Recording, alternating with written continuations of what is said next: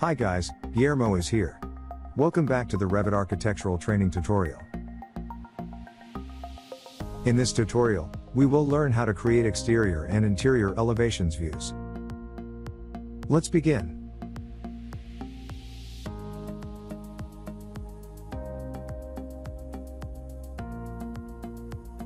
I would like to start this tutorial defining what an elevation is.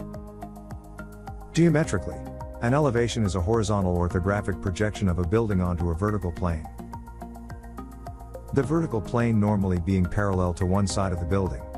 Architects also use the word elevation as a synonym for the facade. So the north elevation is the north-facing wall of the building. In Revit we use the command elevation to see a model's exterior or interior elevation views. Let's take a look at this tool. First, select a plan view, then select View Menu tab, and choose Elevation from the Create panel. Once you have clicked on the Elevation tool, move your cursor around in the active floor plan view. Notice the elevation symbol at your cursor position. Revit is allowing you to choose a position from which the elevation will be generated. Click to place the elevation symbol. Notice that as soon as you place the elevation symbol into your view, a new elevation view is created and listed in your project browser. The elevation symbol is comprised of a square and 4 filled triangles.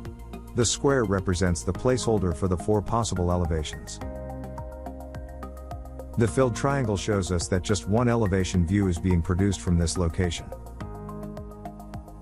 Select the filled triangle and notice that there is a line representing the backplane of the elevation view. Anything behind this line will not be seen in the elevation view. Also, note the dashed blue lines which represent the extents of the elevation view. These can all be adjusted with the blue grips.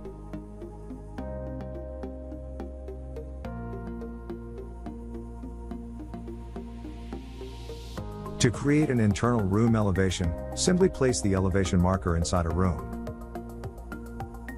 Click on the filled triangle to see the extents of the elevation view.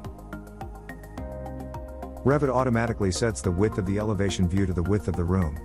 It uses the walls to crop the width of the elevation view.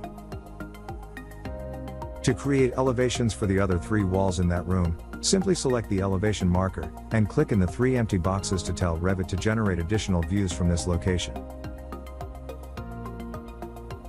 The elevation marker now contains 4 filled triangles.